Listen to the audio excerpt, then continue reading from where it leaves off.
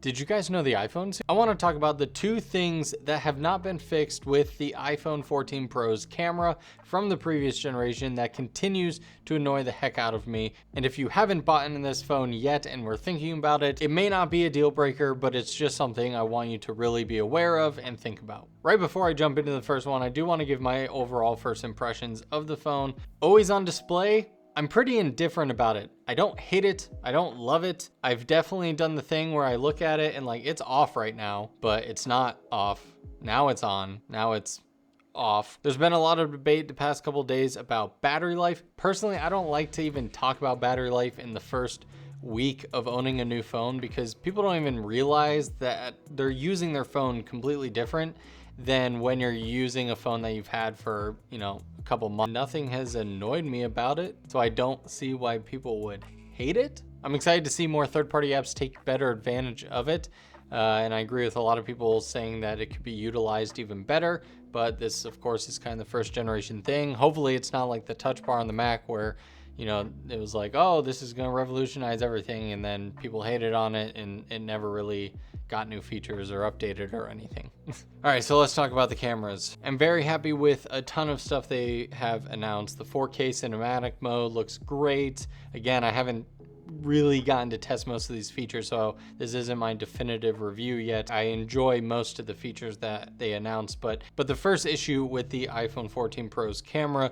that they did not fix, which if they would have, it would have been a silent fix, so I wanted to wait to see, and that is the terrible, you can't even call it like lens flaring. If you take a strong light source like my, let's look over here. Can you guys see it? I don't think you can see it. Nope, I don't think you can see. Cue the sample shot I got earlier. Here's my 13 Pro Max, and here's my 14 Pro Max. Basically the same, and I don't know what the issue is. Coating on the lens, the optics. I've had so many shots in the past that everything else looks so great. You're driving through like cityscape at night, and you go under street lights and stuff, and it just completely ruins the shot.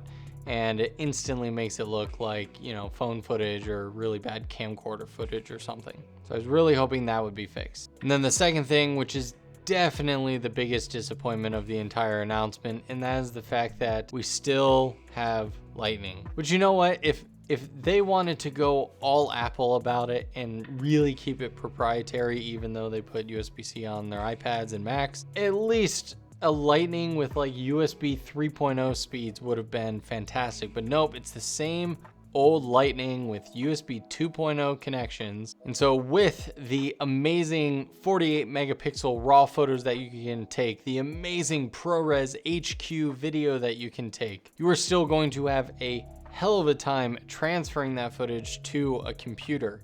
Your options are to plug it in via the Lightning cable, which again, you'll get USB 2.0 speeds. Good luck. But hey, that's probably going to be your most reliable for moving tons of footage. Of course, you can AirDrop, which yes, for most people transferring their normally like HEVC photos, even some raw photos or some basic videos is the way to go. I mean, if I just take a quick picture and want to send it, I use AirDrop. It's great. But if I'm going out and shooting a bunch of ProRes footage at like an event or a family thing or whatever, and now I want to AirDrop like 50 ProRes clips, it fails almost every time because either the network has a blip and disconnects for a moment, or one of the devices, or whatever the issue is. So then you have to do them like one at a time or a couple at a time, and it just takes forever. I've also checked to see if it's faster to like upload to Google Drive or Frame.io, from the phone. So then I upload it to like Frame.io here, which is the fastest uploading, service I've ever used, and then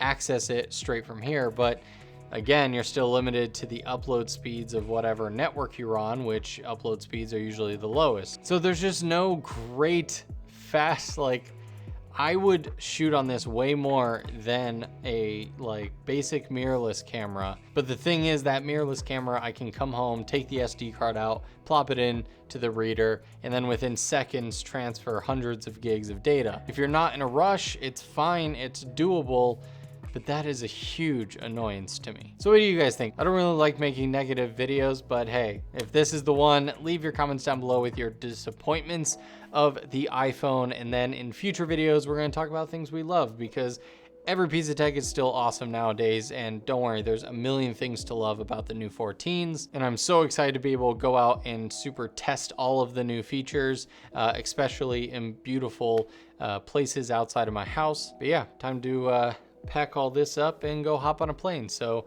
see you all in Israel.